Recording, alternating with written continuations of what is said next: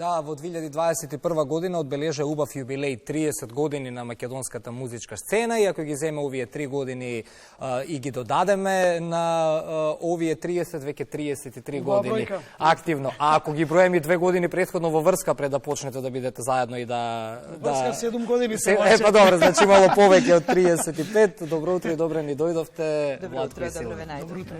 Или, бидејќи ги спомена Јована младите, тоа што нели како шега Силви и бенд, наши гости утрово. Секој беше така, бидејќи порано, нели, сега по современо време, ама не знае што значи бенд и еве ја Силви бенд и мажот и. Ајде да го цел интернет е после така. Решиме дилемата. Силви бенд, како настана името, бевте повеќе луѓе на почетокот, па си остана Силви бенд или од секогаш сте си биле вие си бевме двајца со тоа што во прво време бевме дуо плевнеш. Така да во една прилика имавме еден настап наш, на кој што присуствуваше и братот на Силви, беше дојден од Германија. И он вика, јао, дуо плевнеш чуем, шта па ти још не си убракуван, знаеш. Јас не бев плевнеш, така да не треба да се викаме дуо плевнеш. Да. И дојде Силви бенд. Дојде Силви бенд полека, се до еден момент кога ние настапувавме во еден од познатите локали низ Скопје, еден познат наш диџеј.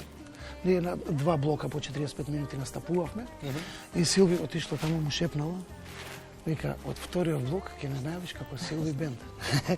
И ние си одиме, најавува и мене, многу убаво ми се засвиѓа, многу убаво зазвучи, викам, супер, уметнички, убаво звучи. И така стана Силви бенд. Веќе повеќе од 30 години активно на македонската музичка сцена. Морам да кажам, например, со вас ме врзува Охрид.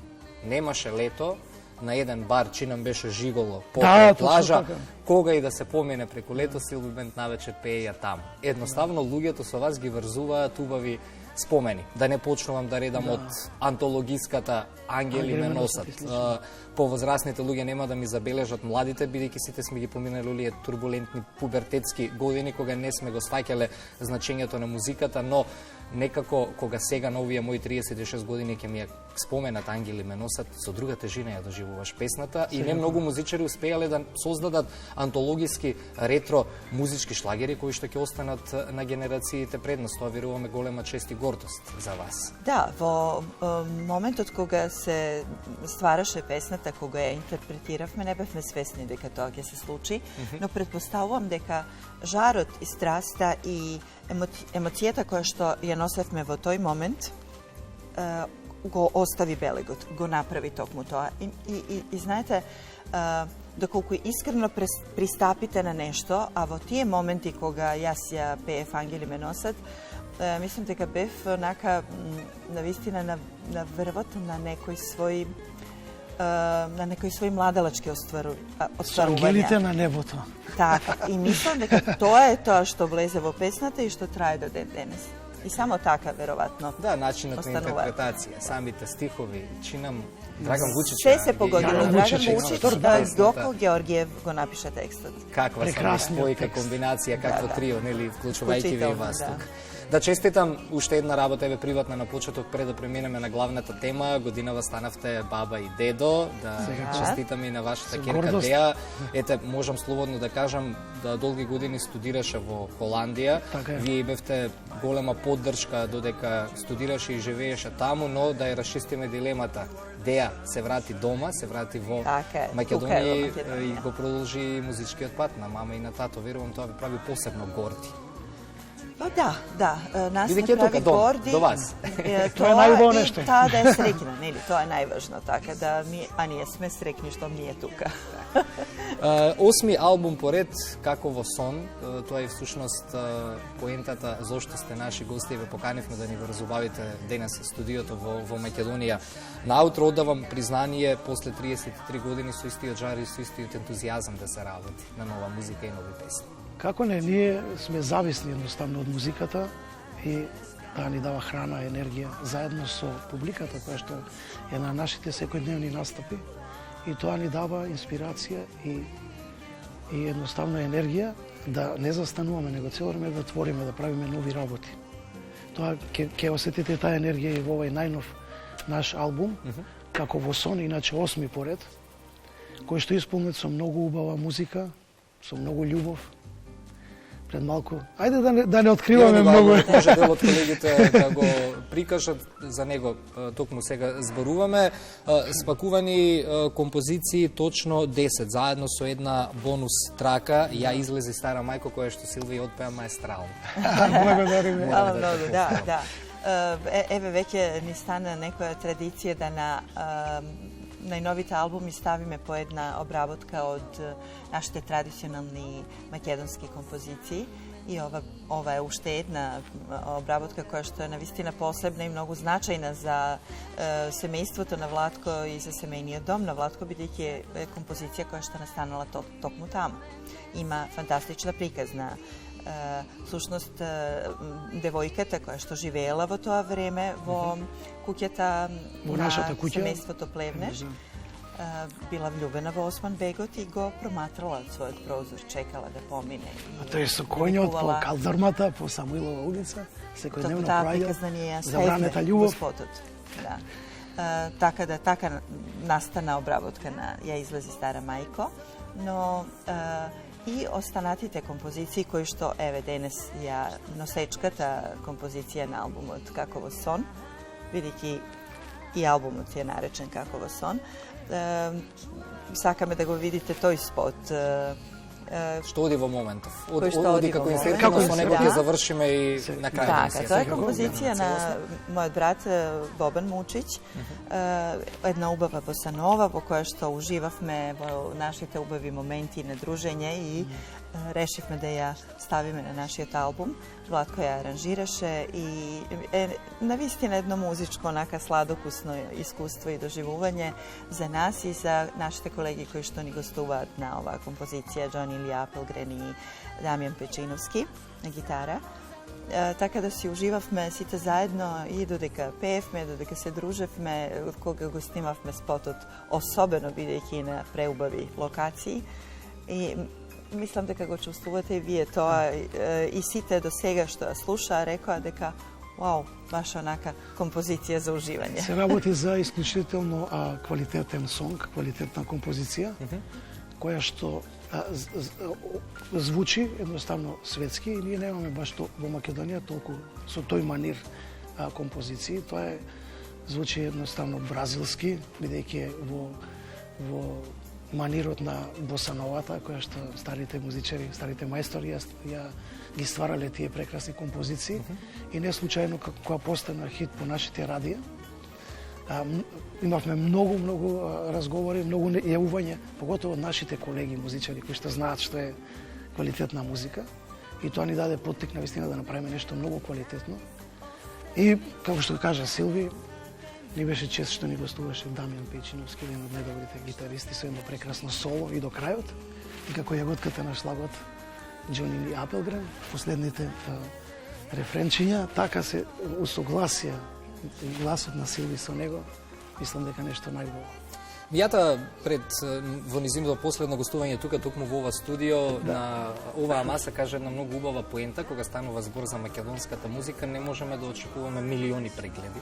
Треба да бидеме свесни нели на колку голем пазар, музички пазар се обраќаме и колку луѓето го разбираат нашиот јазик, нели? Се обраќаме на оваа територија тука околу 2 милиони луѓе. Дали, ете, по контекст на ова ми е прашањето, дали сте задоволни како денес македонската музика поминува кај младите и колку овие шеги на социјалните медиуми, кои што во никој случај не се лоши, тоа се само една инспирација балканскиот народ, тоа го знае, колку тоа ви помогна ете да се пробиете, иако јас тоа го знам, да ве прашувам и вас, кај младите, бидејќи нема млад човек што не ве знае денес. Точно, да. Зборуваме само за луѓето кои што тогаш растеле со вас или биле повозрасни, едноставно и младите луѓе кои што се родени пред 20 на 15 години, кога ќе кажат Силви бенд, одма знаат. Тоа е убаво и токму тие шеги на социјалните мрежи мислам дека допринесоа за тоа.